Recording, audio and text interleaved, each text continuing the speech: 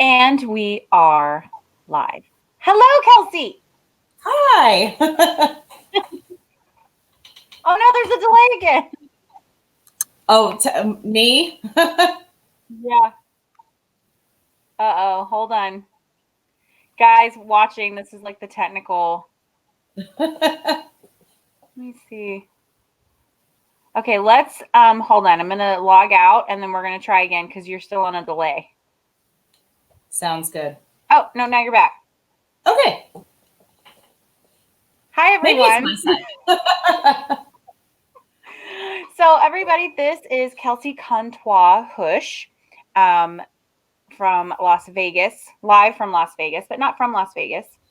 And Yes. a little intro about her. One, she is my bestie. She is I'm not sure who's yin or who's yang, but we make the circle. And she is the lead wig and makeup artist for Cirque du Soleil's Ka, which when it comes back will be live at MGM Grand Hotel, and has been there for 11 years. 11. No, longer. You just had your 12. Yeah. In October, I think. Yes, 12 years in October. Yeah, so 12 years with Ka, and then she and I have worked on a lot of projects together for all kinds of things, for charity and horse shows. That was probably the big one. Yeah. That was the big one. So a lot of people don't work with their best friends because, I think that sometimes can get in the way of actually working, or if things go wrong. Right. The separation of business relationship and friendship. Right. I think our relationship was kind of strange in the fact that we worked together all day long at Ka and then usually saw each other before work or saw each other after work. And then we're working on side projects as well. But we got along really, really great and worked together. So it was like a marriage of sorts. So tell us, for people that don't know, that you're from, you grew up in Tennessee. Yes. And the thing that I find, one of the things that I find most impressive about you is your artistic ability, not just like makeup.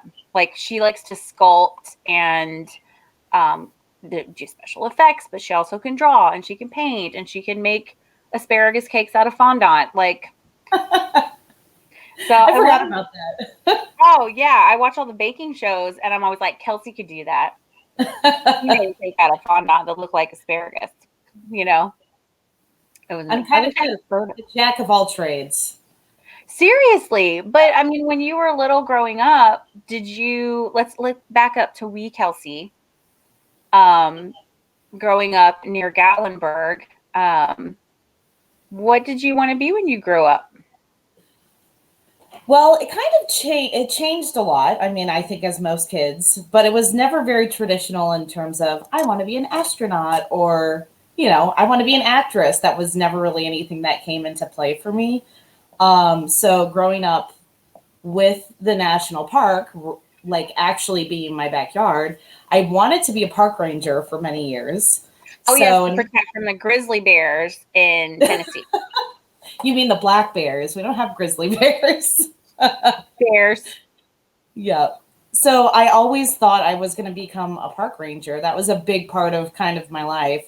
But then in like 5th grade, I was trying to find some other outlets besides soccer. And my dad was making sets for our small little drama department and helping them out.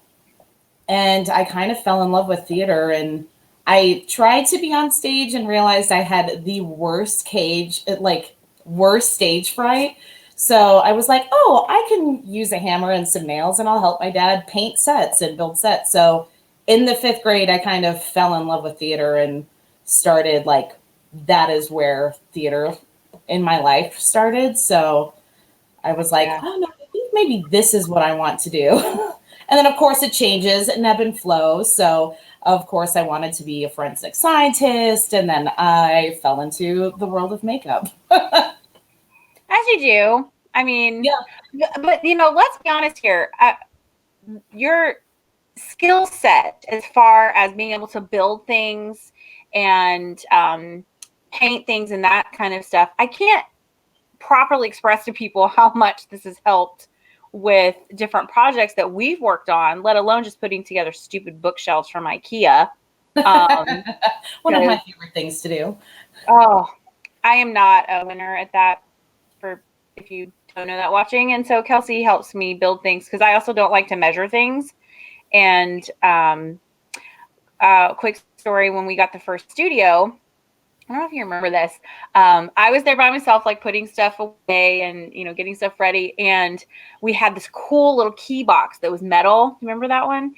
And we never actually put keys in it. It just was on the wall. Oh, yeah. Industrial chic. And so it had 2 holes, which is like my nemesis. Like, why do things have to have 2 holes? Like, why can't they just have 1 hole and then you figure it out? Like, but no. Because then you walk everywhere and like just point one. It'd always be crooked. I hate the 2 holes on anything. So I was so proud of myself because I had hung the box and like it looked level. Did I level it? Yeah.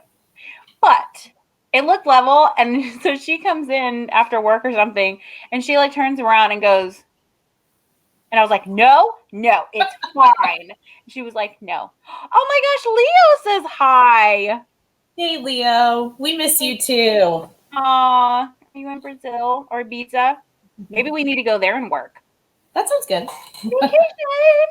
But yeah, so she has to usually come behind me on anything measuring or technical. I'm just a second set of eyes. Yeah. Oh my gosh.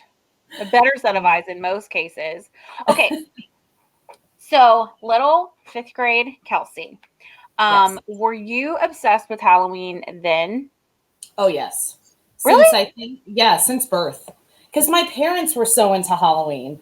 So I always grew up with having boxes of Halloween decorations in our attic. So we would go up into the attic and just like sort through all of these bins, and because they were collectors, so they had like I had corsets from my great grandmother, that were not dry rotting or anything. So we would wear that with a costume and make like, a traveler costume and wrap our heads in like different scarves that belong to like my grandmother or my great grandma. So we had just a lot of really cool random stuff. We had masks. I can still smell like the old latex masks that were just degrading. Like it just kind of permeates into your brain. So that has been with me since as long as I can remember. Halloween, 100% like our holiday.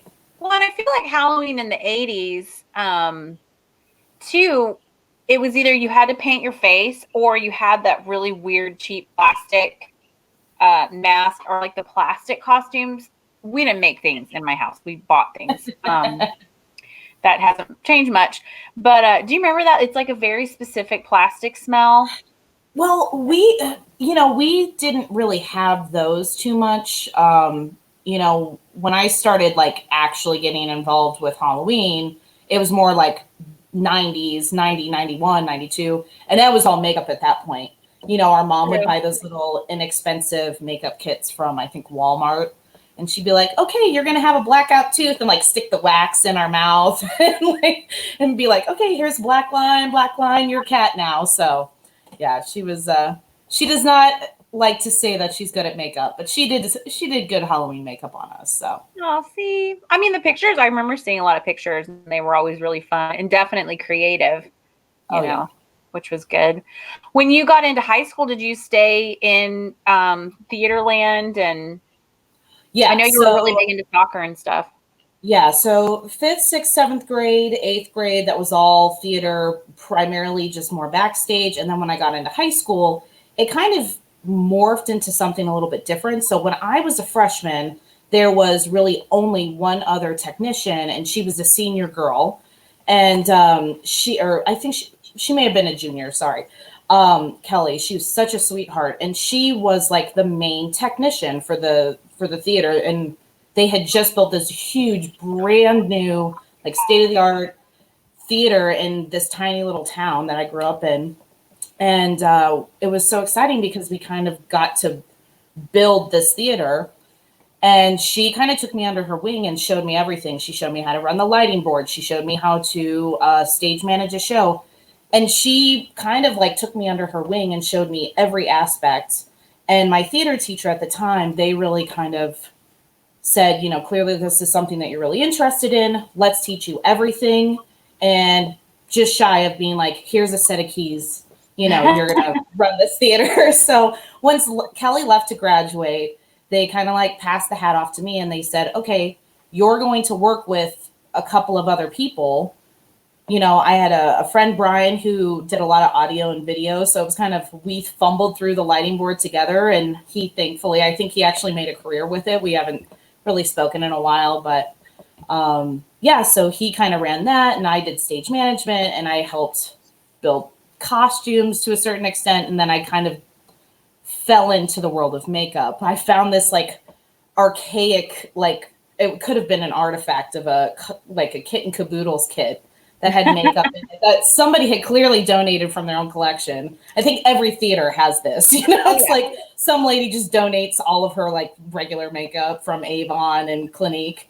So you're just like picking it up and you're like, I think this is 30 years old, maybe. Like, you smell it. Smell it and you're like, oh, okay, that's not good. But yeah, so it was everything. And my dad would come in and he would help me build the sets. And so yeah, jack of all trades since kind of like day one. So. Well, and then so I think I was talking to Bobby Pin about this. You wound up going to North Carolina School of the Arts when it was a conservatory. Now it's a university system. And we were just talking about, and maybe this is because you were on the East Coast, but we were talking about like, I didn't even know that you could get a degree in makeup and wig making then, you know, outside of like the Westmore Academy and MUD, like that there was like these actual scholastic programs that you could go to. And you did one with the wigs and the makeup design and making. Well, and I think that's part of like the craziest story that I have, like my kind of like story of how I even got into the industry. Because if it wasn't for Kelly, the girl who had kind of like taken me under her wing in high school in theater, she actually got accepted into North Carolina School of the Arts. So she became a props master, and I had no idea that the school even existed until my teacher, Mr. Ginn, was like, hey, you should really consider going to the School of the Arts. Kelly's going there. She's having a great time. You should really check it out. Mm-hmm. And so, because I didn't really know what to do at the time, I was like, you know, CSI was really popular at the time, and we had the Body Farm at the University of Knoxville. And I was thinking, oh, maybe I would get into forensic science, and that was really interesting. And then I realized I don't like real dead bodies. I like fake dead bodies. I know. You also don't like haunted houses. It's true. I don't. I would much rather be the scarer than the scary. But so my teacher, Mr. Ginn, said, you really are talented. You should really look at going into the school. So I started doing research online, and, you know, back in the day, in the, you know, early 2000s, internet, the website was really difficult to navigate, and it wasn't super helpful to figure out. And to get into the school, you had to apply for a specific department. You couldn't just say, yeah, I want to work backstage. You had to pick a specific demographic. Like you had to pick your major going into the school. There wasn't changing once you got there. So I'm looking at them, and I looked at, you know, scene design, and I was like, oh, I love making, you know, scenery. This is so interesting. I love props. I love costumes. I love all of these things. And then I saw wigs and makeup, and I was like, you know, I like wigs and makeup, but I've never been a girly girl. I've always been a soccer player, you know, behind the scenes. I've never been one that's always, you know, done glamorous makeup or hair on myself. I mean, I didn't even use a blow dryer until Megan, 2005 15. Yeah, and I was like, So I it was own one. I said, you don't own a blow dryer. And you're like, no, I don't own a blow dryer. yeah. It's just kind of, how I grew up. My mom didn't blow dry her hair, so I didn't have one. But so when I was looking at them, I was thinking to myself, what could I really challenge myself in something that I hadn't really spent a lot of time in? And I saw the wig and makeup department in the program, and I thought, this is something really interesting because I have makeup experience. I've done makeup for a bunch of different middle school performances. When my sister was in middle school and I was in high school, I did her makeup and all of her friends' makeup for all their theater shows. And I thought, this could kind of maybe cultivate into where I wanted to go into the special effects world, where I could start working on making fake dead bodies and doing lots of gore and TV and film. And so I worked really hard. I built up this huge portfolio and I ended up getting accepted into the school. And then when I got there, because I hadn't really, dug too deep into the program, I didn't realize that special effects in that school was actually a very small percentage. It was very heavily a wig school and a makeup school. And they spent all this time dedicating to theater. Most of the people who graduate from there, they go to Broadway, they go to New York, they go on tour, so I didn't really go into it. I thought I was going to work in film. Like that was originally my plan. But in retrospect, the education I got catapulted my career into something completely different and actually something I think I actually enjoy more than if I had went the film route. So, I think film is definitely for some people, but I don't think that beast is my beast. So It's a lot of, sitting around and waiting and working really hard until you get to that moment. And then, oh, no, hold on. It's the end product of film and TV that's so amazing, I think. And of course, the journey, but I feel like there is definitely film and television artisans and theater, which it moves at a different pace. But oh, did you get a drink? I'm gonna get a drink too. I should do a spot for Sonic. I love their ice cream. I just have white water. Do you have a cute little Halloween cup? Yes, of course. All of my cups are Halloween. Yeah, it was funny. So when I started at Cirque, it was like in June. No, it was June 3rd, of 2008. And we had some movement going around in our department. And so then that position came open for makeup because our great friend Tisha Sealander, Tisha Tinsman, she went to a different show. So it opened up. And so they were like, oh, who are we going to get? And I was kind of strange coming in from the outside. Normally Cirque is very insular and hires from the inside out. And if they can't find anybody, then they hire. And so then she said, oh, I have a friend, an acquaintance, a colleague in Tennessee that I think would be great. And so we were like, okay. And so she, put the word in. And of course you have to do the interview, and it's not like you're just like this person and then they have no qualifications.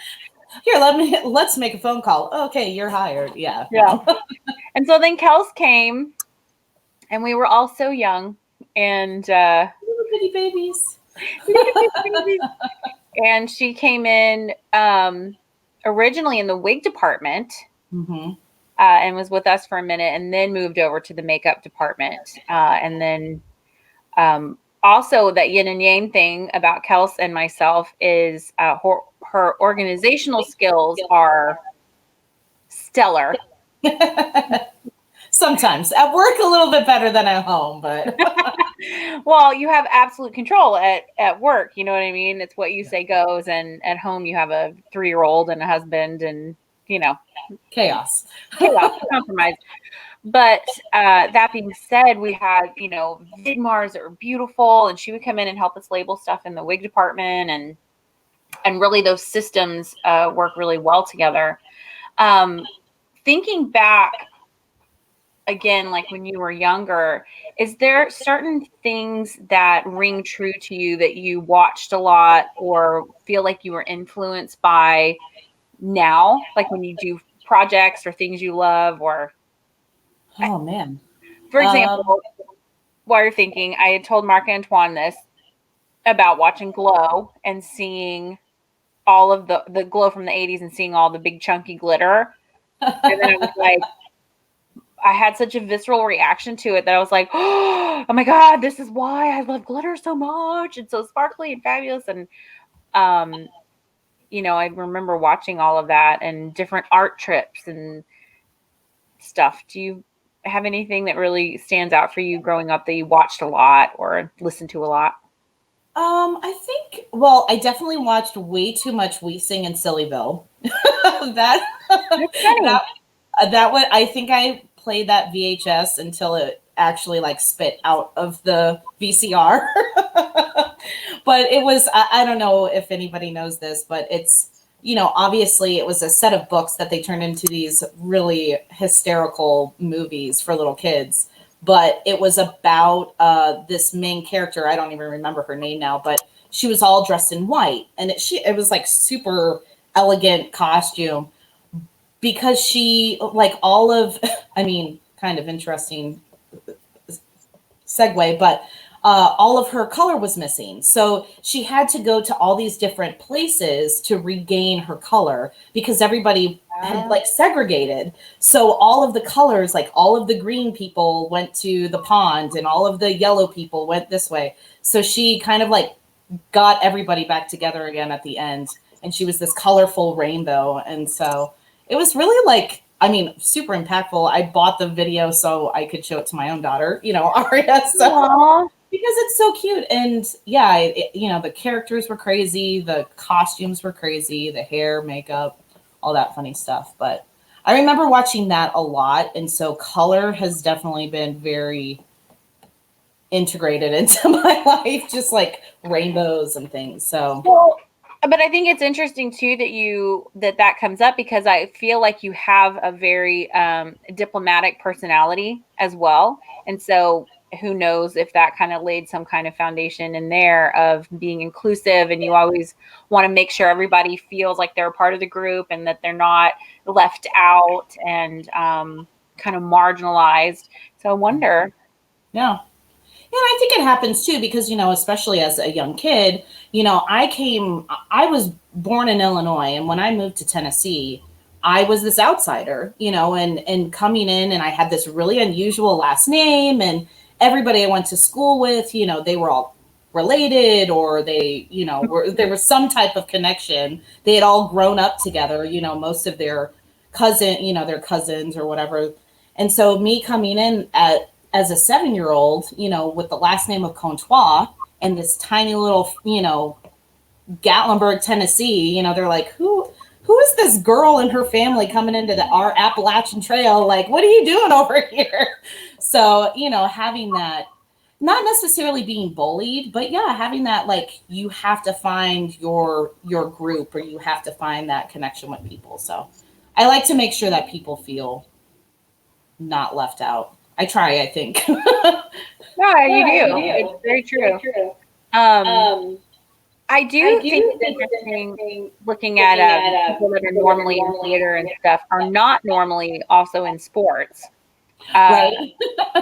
So, and of course, this is, if you're watching, this is not an end all be all statement, but it is a mostly true statement. They're usually two different groups in school. And which was kind of interesting because I was a mascot for football, even though I don't know anything about football. And then you were in sports, and we both did theater, so maybe that had something to do with our friendship. But yeah, some crossover. But I think that's interesting that you kind of have both sides of the coin of not feeling like you're completely on the outside. Like a lot of people in high school do, in middle school. And so they kind of go into theater because it's a group for the outsiders generally. Yeah. The more creatives, especially where we're from in small towns in the South. And so it is interesting that you also were in maybe a more mainstream group with playing sports and stuff. Did you find that they crossed over? I think sports were kind of more of a survival. Like the school that I went to was very dedicated to sports.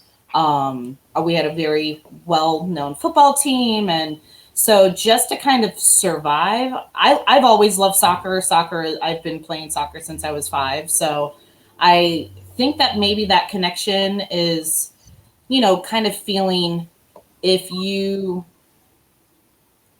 being in theater was weird, right? That's kind of the umbrella that is theater people. And I never was so eccentric that I felt like a true theater person. I never felt like a true drama. So I think there was kind of like a balance because I don't think I really was speaking to my true self, my true like authentic person that I was, because you're trying to fit in, you're trying to fit this mold of, what we all try to do as young people. We try to find, we have our best friends and our groups of cliques, but I kind of played on the fence. So I didn't seem specifically in one umbrella, I guess to say, but I think that kind of caters to who I am as a person. I like to do everything and not like focus on just one thing. That's true. Yeah. No, that's true. If Zach was standing there, he'd be like, right. Yes, that's true. I'm going like all these different places. Can't sit still. If you weren't doing wigs and makeup, like this is not the career that you're doing, would you try and do something like say you got an opportunity to be a forensic scientist again, or in a parallel life, what would Kelsey be doing? Right. Well, and I think it's an interesting question because I feel like, unfortunately, a lot of people are kind of thinking about that now, too, with the current state of everything, is what would be, if I wasn't in this path, what would my path be? And I joke, I mean, forensic science seems super, super cool, and I would love to think of that. I don't think that I am at I don't think I'm at a level with that. But I don't know. I think I keep on coming back to the organizational side of it because I've spent a lot of time watching the home edit and organizing TV shows. And you can do the home edit. Let's just be honest here. They probably could use your help. I would love that kind of stuff. And like I said, in my house, it's kind of more chaos, but when I have a job or when I focus on stuff, I really love to organize things. So I could definitely see myself doing a bunch of like a warehouse organization or like organizing people's houses. That would be fun. That would be really fun. I would sign up for that. Plus, you know me, I'm nosy. I want to know what people have. So anybody watching this, now you know. She'll be like, Snoop, Snoop, Snoop. I know. It's not necessarily snooping. It's just like, I have a Halloween house, and people come in and they're like, are you decorated for Halloween? And it's like, no, this is just my decor. I want to see other people's decor. You're like, you don't have skeletons hanging up in your living room? Right? Like, this isn't normal for you? Like, is there something that people wound up giving you, like, that you don't necessarily collect for real, but people are like, oh, Kelsey likes these, so I'll get her. Like, people buy me unicorns, but I don't technically collect them, but people know I love them, so they buy them. So now I have a collection of unicorns. 2 things, because it kind of, it definitely falls under the umbrella. So I collect skulls, but I don't actually collect sugar skulls. So a lot of people tend to buy me sugar. Not that they're not beautiful. It just is not necessarily my style. And spiders. I loathe spiders.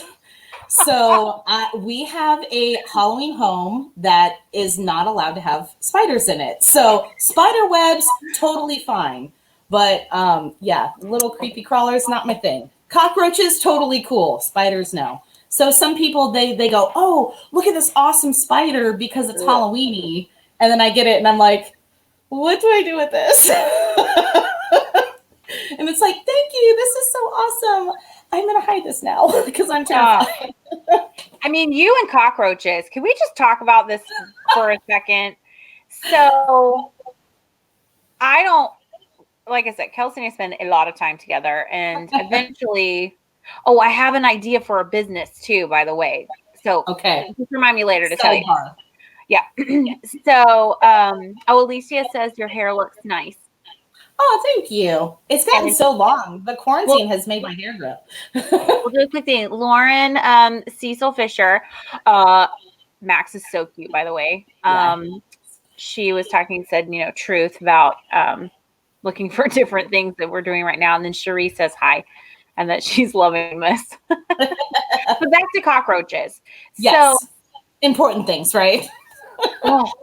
So Kelsey likes really gross stuff, and I don't. I also, and that includes black licorice. But she went to it was a Halloween ball. The masquerade. What is it called now? It was Midsummer Scream. Yeah, Midsummer Scream. And so she's like, "Oh, I'm gonna make this dress," and sorry, I'm knocking stuff off my table. I'm gonna make this dress, and it's like it was like a chartreuse green color and all this stuff, and it was looking so great. And then she comes in and she's like, "Look what I got!" and like opens this box and dumps it on the workstation, and it's just like 100 fake cockroaches. 780. I'm like, what are you going to do with those? She's like, they're going on my dress. I'm going to like put them on. It's going to be so pretty and like cute. And I'm like, oh. And like the little feet wiggle and stuff. It's actually really funny because I still have this on my desk. What is it doing? It was the one that like came out of my forehead. I can't because of Star Trek. Because they had that leech or whatever go in his ear. Oh, yeah. No, thank you. No bugs coming out of the face. Like, originally when we were going to do a business, remember we were looking at, what was it, like glitter and gore? Yeah. Or, glitter and blood. Because I'm like, we can have blood, but can we put glitter in it? Like, there's no reason it can't be sparkly. No, I have a business idea for us that I came up with talking to mom and dad the other night because Kelsey, okay, there's so many things. So Kelsey is a candy connoisseur. It's true. Right? Even likes gross candy. These cheeks don't lie. Even likes gross candy like black licorice, and circus peanuts. Yep. And candy corn. I like candy corn. It's okay. Yeah. I like them better than the candy pumpkins. That's just way too much. I like those too. I don't like all the cream in the Cadbury eggs. See, and I love those. Yeah. Yeah. No, it's too much. All the weird candy that people are like, who eats this? Me. I'm that weird person. But so I was talking to mom and dad about your candy obsession because there's a new show on Food Network called Candyland. And I was like, oh, Kelsey should be the judge on this show. And I told them about your fascination with misshaped candies. Yes. So this is a real thing. Yeah. This is actually, I wanted to create this business. Yeah. Exactly. So she would have like a store. I was like, it could be called like Rejects or I don't know. Yeah. Rejects. Is that right? And it's all misshapen candy that went through that people don't want, but it tastes the same, so it's fine. And then I want to have a breakup cafe with all the breakup food that you're not supposed to eat unless you're really sad and depressed. So we could have them next door to each other. Absolutely. That sounds good. I could have like all the savory stuff. Good name though. It would have to be a good play on words. So if anybody has any ideas, post them below. Because I could have all the savory stuff and like ice cream by the pint, and then you can have all the sweet stuff. Maybe it could be called like Sweet Baby Jesus or. I think we would offend somebody with that name. Sure. We'll have to come up with something really good, but. Yeah, the Jelly Belly belly flops are kind of what created this for me. Yeah. Yeah, because I love the gummy bears that are all fused together, like they don't get cut in the process. I'm like, yes, it's jackpot. Or they cut them in half. They're like Yep, decapitated bear. yep, I love those. I'm gonna think about a name A name. That sounds for good. our business. Ooh, somebody's calling. Um, we get so much spam right now with the election. Right. So crazy. Hold please. Dad, can you answer that, please? We resorted to answering the phone in different languages, so it's bonjour. Most of the time, it's a click. Well, and we get so many recordings, and it's just super annoying. Yeah. I'm not used to having a landline. Right. So it's been super interesting being home, and the weather out here in Texas is so crazy that the cellular service goes in and out a lot. So having the landline in case of a hurricane or flooding or something like that is important. Not as important in Vegas, Right. you know. All we have is 200 days without rain. I'll trade you some. I would love some rain, actually. Trade you some. Oh my gosh. I wanted to chat with you a little bit about like different projects that you had going on during the quarantine. Like behind you, it says like makeup roulette. Has there been any particular makeups that you've done over quarantine with all of this time on our hands that you were like, yes, that was amazing? It sounds kind of cliche, but all of them, because I never really do makeup so much on myself. Like Halloween is definitely the time that I get to do makeup on myself. And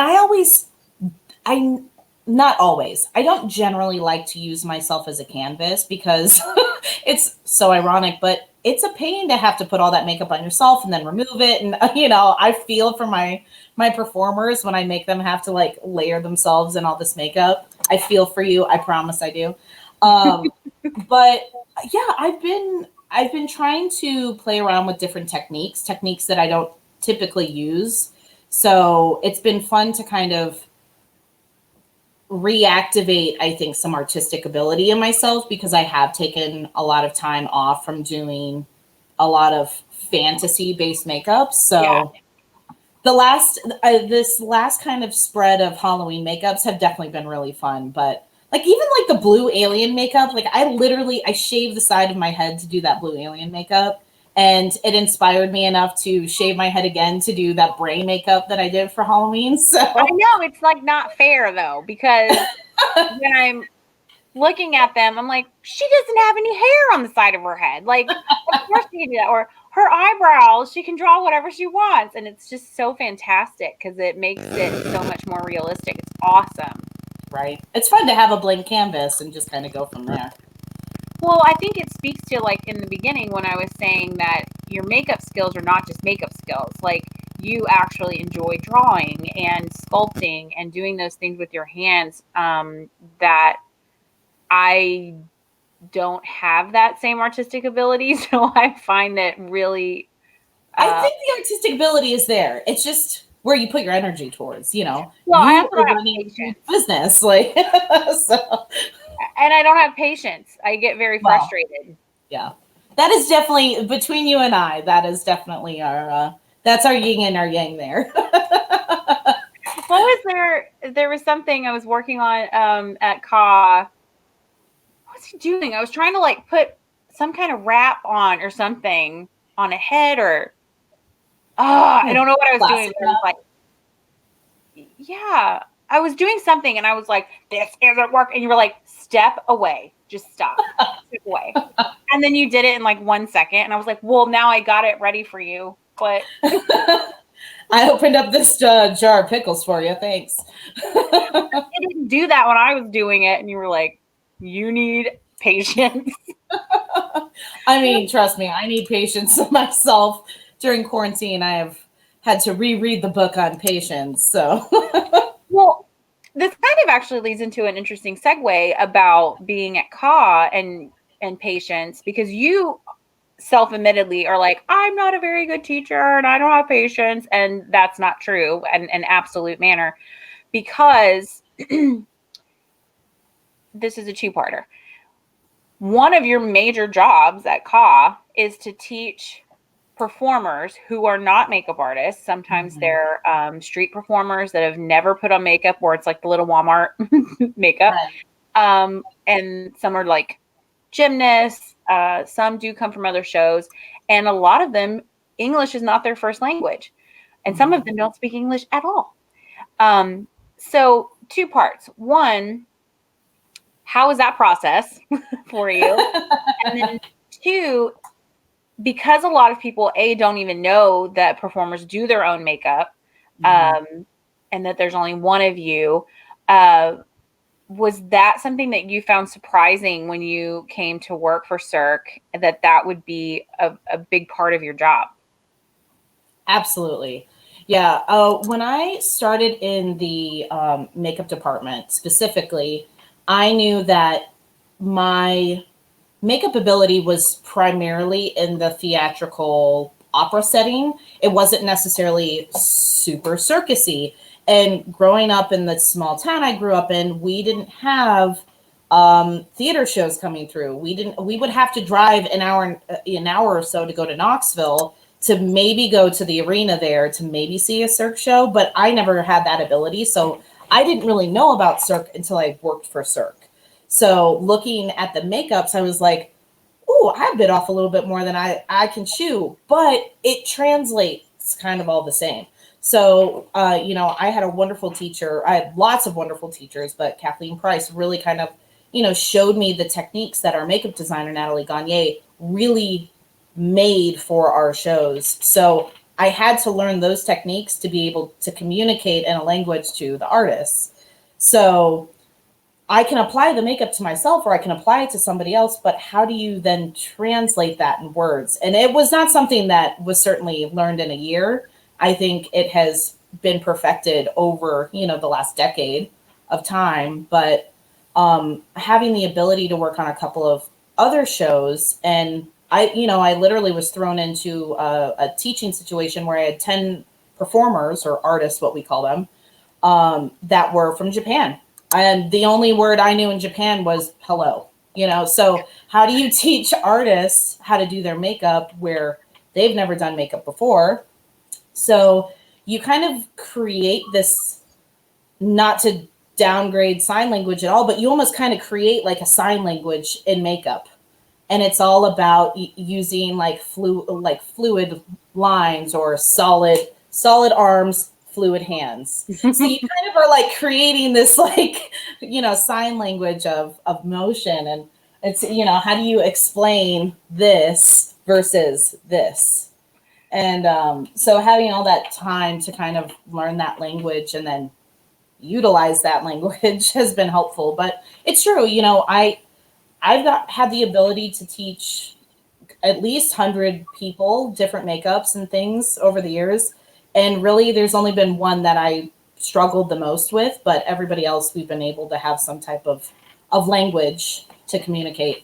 And I think art, because it is so universally a language too, it kind of is helpful. But that's my first question. As soon as I get an artist, whether it's their first time sitting in my chair, or if we have a PR event and we have like a celebrity come in and they're going to learn how to do their makeup, the first question I always ask is, have you ever done makeup on yourself? And in what circumstances was the makeup? And only like maybe 20 people have I gotten said, I've never picked up a makeup brush. I've never picked up a pencil. I've never done anything artistic. And they were, not as big of a challenge as they thought it was going to be. And then a lot of people, oh, I've done makeup for Halloween, or, oh, I love to, draw with pencils, or I love to color in coloring books. And I'm like, this all translates. You coloring in a coloring book or you painting on a piece of paper is the same thing. You just now have a 3D piece of paper. So yeah, it's just. And I think that if you were struggling to communicate or were frustrated, it didn't come out at that moment, which is good, because I feel like the artists themselves, are the performers, sometimes can They're get so very hard on frustrated. themselves. And Oh, depending on their personalities too, one comes to mind that she was very frustrated for many sessions, and you had a very calm demeanor about you. And then later, we could go out for a drink or something and be like, that was so stressful. But during that moment, it's kind of similar with the kids, of they're going to react off of you. So if you're getting like stressed out and stuff, they're going to be like, and then they can't do. Michael Myers says hello, by the way. Oh, hey, Michael. Michael's my teacher from college. He's awesome. You did good, Michael. He taught me a bunch of stuff about wigs, and that's why, I can make wigs now. True. So, but yeah, I think that's the thing is, people are so hypercritical of themselves to begin with, especially coming in doing something that they've never done before. So, when you're an artist, you already have 30 different expectations thrown upon you. And then you come and you sit in my chair and you go, this is the only thing that I don't feel confident about in anything. I can wear a costume. I can do flips. I can jump off into an airbag. I can, crawl up a wall that's 110 feet tall. But when I sit down in your chair, I'm so scared. And that's where I have to come in and be like, there is nothing to be scared about because it's just makeup. But I'm going to do everything in my ability to teach you the easiest ways how to apply your makeup, but still look good enough that our makeup designer can watch the show and not be mortified. So it's a dance. So yeah. It's interesting. We had talked about this before, especially with quarantine, because we can't do makeup on other people for a long time. There's a whole thing out there, right, with Instagram and makeup artists that their whole feed is full of only makeup on themselves. Mm-hmm. So as makeup artists that hire people to do makeup on other people, those are not especially helpful when looking for makeup artists. However, I will say that it was a very interesting perspective in the reverse, because I don't know if that makeup artist can apply makeup in the same manner on all different face shapes, right?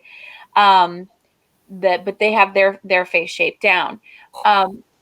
But it was interesting in quarantine and the beginning of COVID and being home and using our own face, that the muscles really are different, even in the reverse. That Mm-hmm. I expect people to be able to do makeup well on other people with this motion, but then coming back with the patience thing, I realized I don't have the patience to sit there and do detail work on my face because the muscles are different, and then also I don't have patience. But did you? And blocking yourself, you don't think about that in the moment where you're holding a makeup brush, and you go, oh, I can't see there because I literally have a brush over my eyeball. We speak that language, so we know how to, because we're teachers and we know how to, teach people to, oh, you turn at an angle and then you can do it. But in that instant moment, you're kind of like, oh, what am I doing? What is happening? But I feel like I have more of an appreciation. I feel like in my own professional life was a bit hard on people that only do makeup on themselves.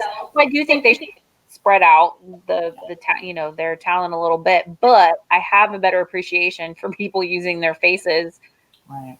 as the models, because it is not super easy. I think the interesting thing with that too, and I know we've talked about this before, is also the time. Right now we have all the time in the world. Yeah. So we have 3-4 hours to really dedicate to creating these awesome characters. But then, yeah, I say that. We know when we're doing that, we either have an hour in between a kid's nap or we're doing that at like 2:00 in the morning. And you're like, yeah, and you can't even see straight. So you're hoping your lines are straight. But, a lot of the people that we see on those Instagrams that are doing a lot of makeup on themselves, they're dedicating a lot of time to those looks. And we know in our fields that we don't necessarily have that. So you have to create these elaborate things on a more time scaled back, but still getting the same impact. Yeah. I mean, yeah, on Circus Couture and any of the shows, One Night for One Drop, any of those shows, we expect these looks to happen, and you have maybe 60 minutes. Yeah. So I think from a realistic standpoint of people doing makeup and being like, this look took 4 hours. I'm like, no one will hire you because that is crazy. Yeah. Like, and it's just their face. It's not even like body paint or anything where, you know, we have these deadlines and budgets and right. That is something interesting. I think you and I both kind of came into together was working on these large scale events and productions. With very large makeup crews and even larger performers to put on them. And I feel like we both kind of stumbled through that learning curve together of how to schedule that and keep everybody like positive and really come out good. I didn't know that was something I was going to be doing when I was like, I'm going to be a makeup artist. So you're also going to be a logistics manager. Right. Yeah. I mean, yeah, you're a babysitter, a cat herder,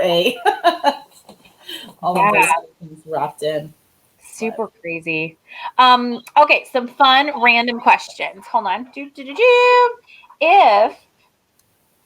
you could have dinner with anyone, dead or alive, who would it be? You can pick like 2. You always do these to me. These are the 20 questions you have on we're in between like cues at work. Love these.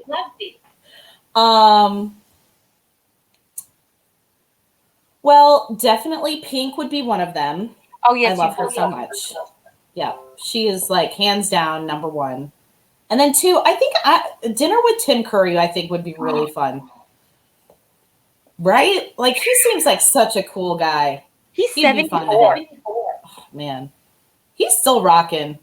Oh man, we were just watching Rocky Horror Picture Show. Yeah. That I like the movie, but I don't ever need to see it live again. But yeah, we were looking at him and he was so young. He had great legs. Right? Yeah. And he was just a cool, he seems like such a cool guy. I would love to have lunch with him or dinner. Those are 2 really good ones. Yeah. What's your favorite time period? Man, I definitely would like to say futuristic. I would like to see some cool like futuristic robots, but I don't know. I kind of like the I always forget the name of it, but it's I like fantasy time periods. Like of course I love pinup girls, but I love oh man, I can't think of the name. Zach is going to be like, really? I talk about this all the time. But it's kind of like the video game Fallout, where it's kind of the 50s, but it's also post-apocalyptic, you know? Like, so that's kind of what I love very much. Okay. But I like it. Right? I think it's because it's fantasy-based. It's not based in truth. Oh, this is an interesting one because it's changed. Okay. Over the years. Well, technically it's what is your favorite composer or artist, but I wanted to talk with you a little bit about music while you're working. Oh, yes. Yeah. This is a big thing. Yeah.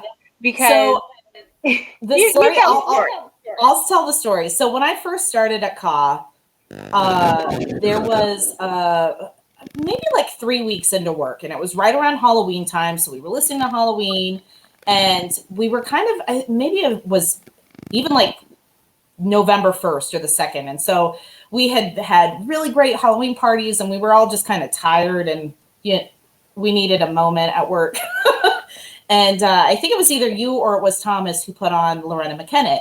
And I love her music so much. However, I only listen to her music to go to sleep. That is what I still, to this day, listen to her music to go to sleep to, because it's so, like, beautiful and soft. So I looked over and I'm like, I love you guys so much, but I can't listen to this at work.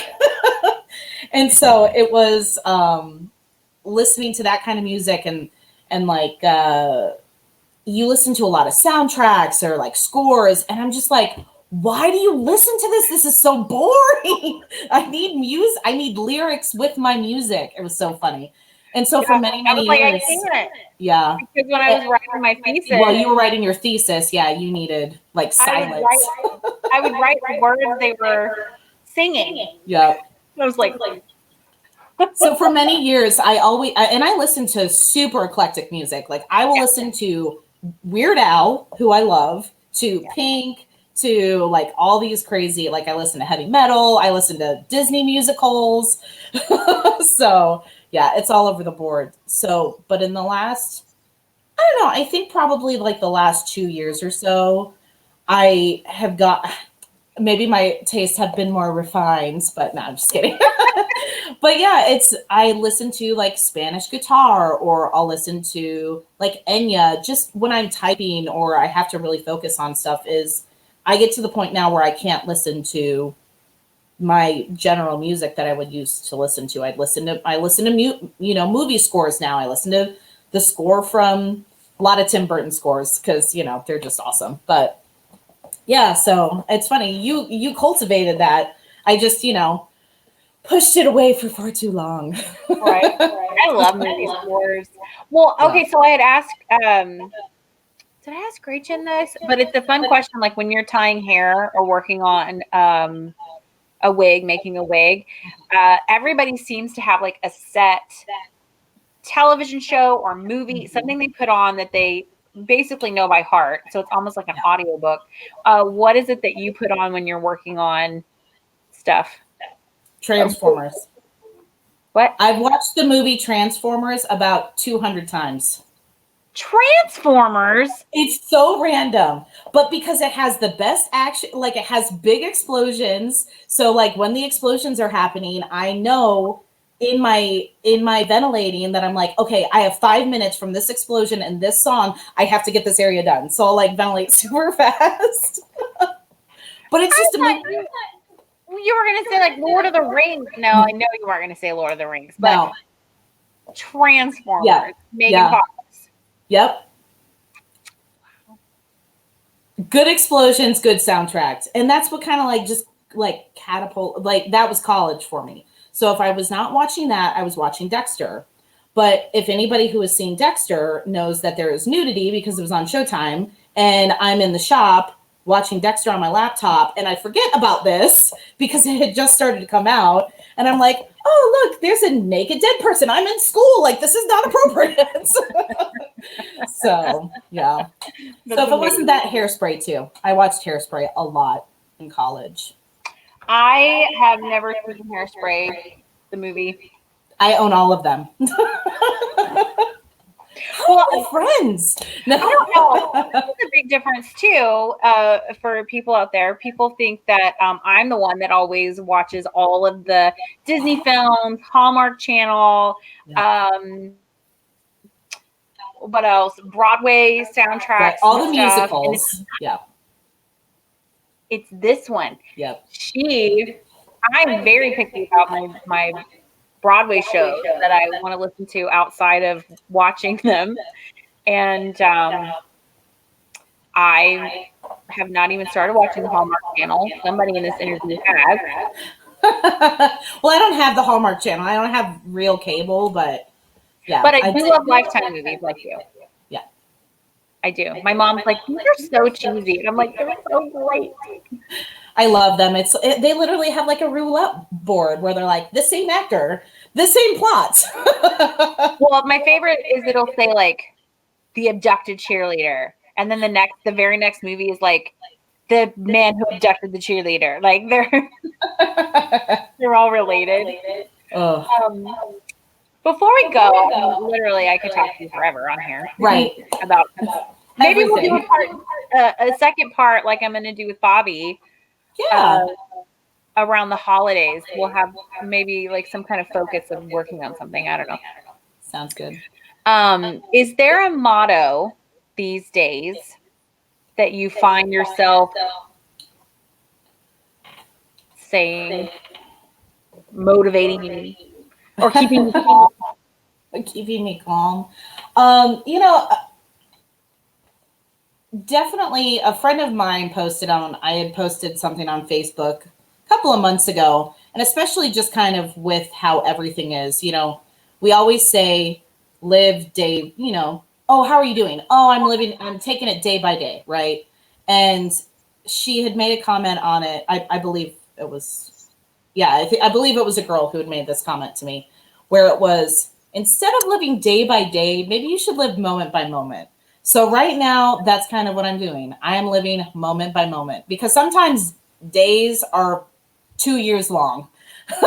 So living moment by moment is definitely my motto through all of this quarantine time. So Yeah, that's a good one. I like that. Things can get a little bit overwhelming here. yes. But I truly think that the industry is going to come back. It's just going to take a minute. So if you're watching this, wear your mask so we can all get back to work, please. Right. There's also a tattoo that you have. What is it? Everything is no, not everything is beautiful. Some people are ugly. What is it? She does this just to like Everything is beautiful. No, it says everything is beautiful. No, what does it say? It says everything has its beauty. Not everyone sees it. What does it say? What does my own tattoo say? What is it again? Everything has its beauty, but not everybody sees it. Not everyone sees it. Yeah. Yeah. That's a good one too. It is. Right. Yep. I have many quotes. I love quotes. Quotes are definitely like my thing. I have one on my leg that says, not all who wander are lost. And the other is, art is never finished, only abandoned. So that is so true. I was just working on something the other day and they were like, oh, it looks so great. And I'm looking at the photo and I'm like, man, if I had like another hour, yeah, I would go back in there and, That is like the most, I go back to that tattoo all the time because it's true. When you're in there being a perfectionist, trying to you have one little flake of mascara and you're trying to get it and you're like, it's part of the art. You just got to leave it sometimes. Because you could. Yeah, I mean, art is so subjective. So it could be changed so many times. So. Oh, well, I'm so happy to see your beautiful face. Likewise. And we'll schedule another one of these. I think they're kind of fun. So we'll do another one and keep the positivity going and keep our art friends inspired. Right? Yeah. And get more art friends because we need more. Yeah, more art friends. And we will have, if you guys come up with a really cool name for our restaurant slash stores for when we're like 70 and are bored, that would be great. Oh, Lauren said, it's been great getting to know you ladies a little better.